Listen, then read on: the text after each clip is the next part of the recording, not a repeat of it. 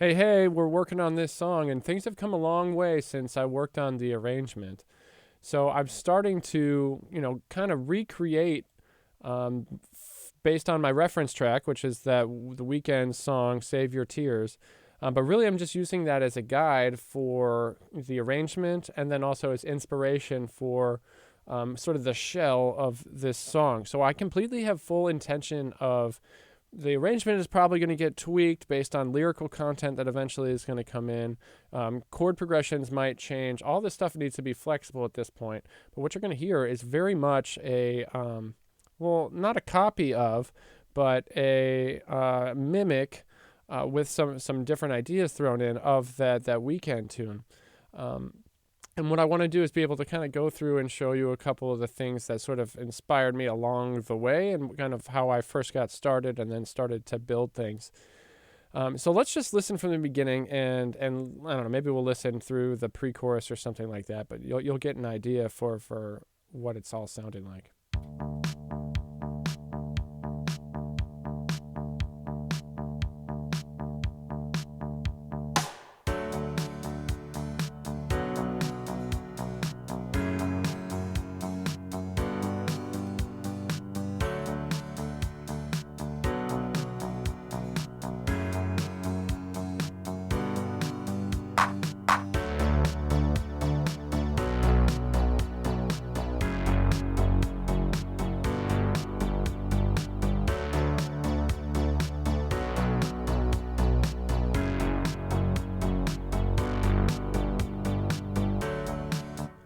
Okay, and then we go back into the verse and we can proceed all the way through this. But you get the general gist of it.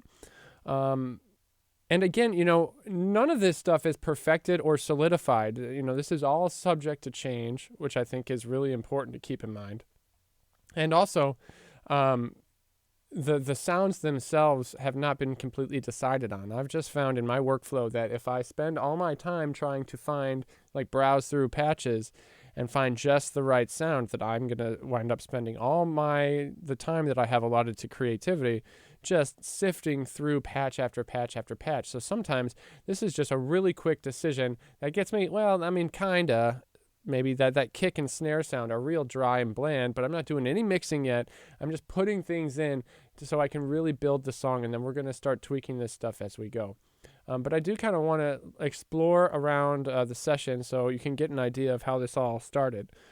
So really it all started with the chord progression and my piano. So I also wanted to kind of show you the things that are happening in Propellerhead's Reason here. What I've got is this piano pad sound, so let's listen to that.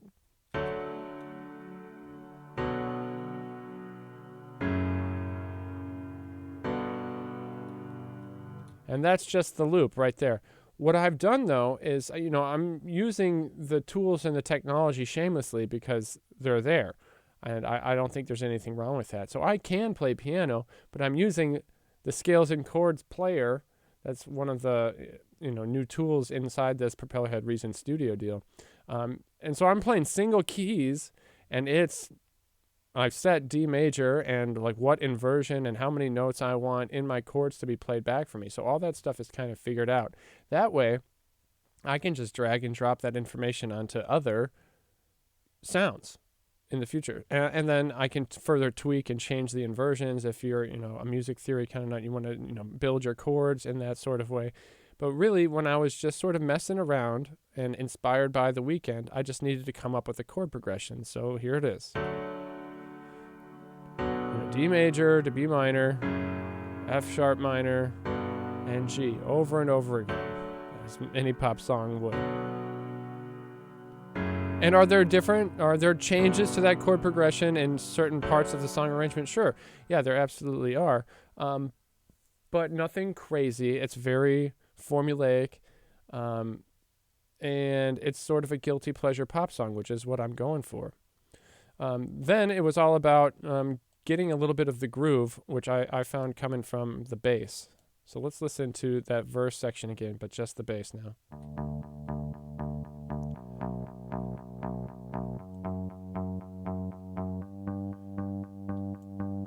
Now, you're probably noticing that it's got this sort of fluctuating volume level.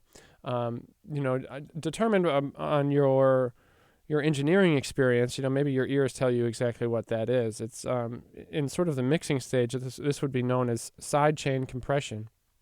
And what that means is that I'm using some other sound source to trigger audio compression on the bass.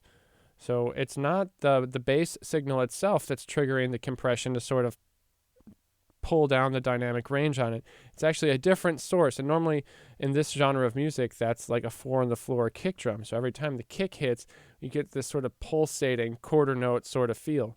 Now, the way this is working currently in my session, I'm not actually doing physical sidechaining. I'm using this effects unit to apply a sidechain type effect to my bass sound. And this can be copied and pasted in those settings, put on other things. What's important about this is the level of intensity to which that's happening. So if I play that bass, this would be the original bass. I'll pull this effects unit all the way dry. All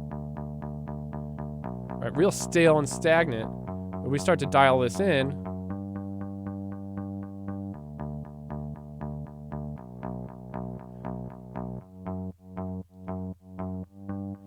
and you start to feel that pumping. If I pull this all the way wet, it's going to be like that eighth note, that and, it's going to be completely, the downbeat is going to be completely ghosted. I don't want that. I just want to feel the groovy danciness of that vibe.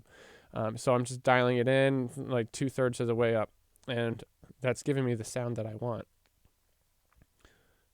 Okay, after that, it was just the basic drum beat. So it's just kick, snare, and hi-hat eighth notes. So, kick on 1 and 3 and snare on 2 and 4 and the hi-hats. So let's just include all of those.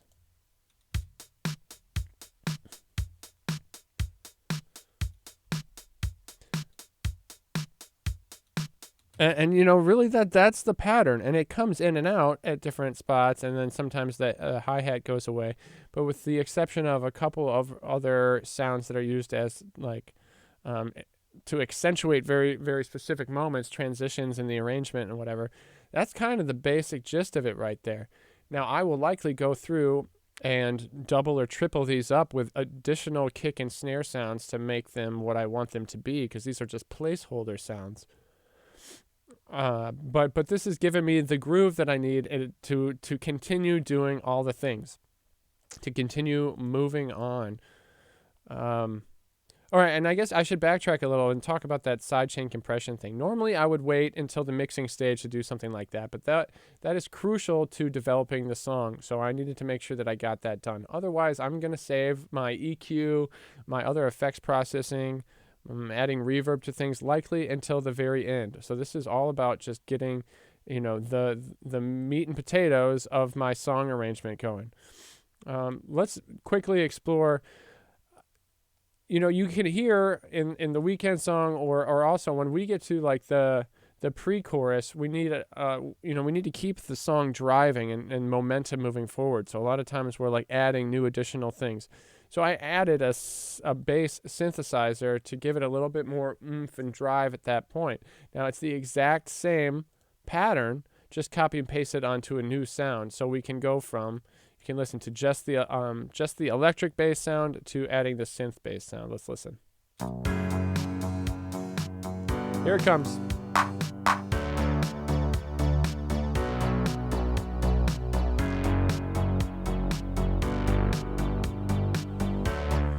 So not crazy, but again, it's just duplicated the content on there and onto a different patch to sort of exaggerate that sound during that particular part of the arrangement. The only other things that are really happening, I've got this sampled acoustic guitar happening in the verses,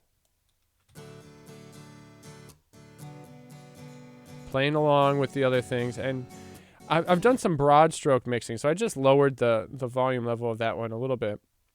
And that might go away completely, or it might be replaced by a different sort of piano sound, or like a Rhodes or something like that I tend to like. But it's working for right now, and I think that's fine with me. So really the last bit of stuff that I had to go through was add like a couple of these little claps. Like if you hear at the end of the intro, you'll hear a little rim shot.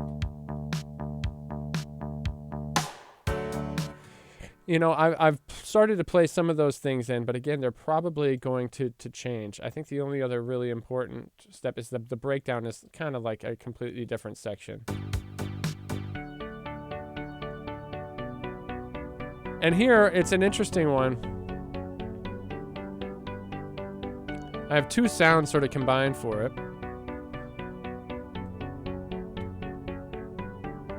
And if you look, I've actually got that same like scales and chords device playing the chords. So I'm really just using one finger, one note at a time to trigger the chords. But then also this dual arpeggio thing is taking that chord and arpeggiating it at two different ways that are completely different. One going forward, one going backward on different levels.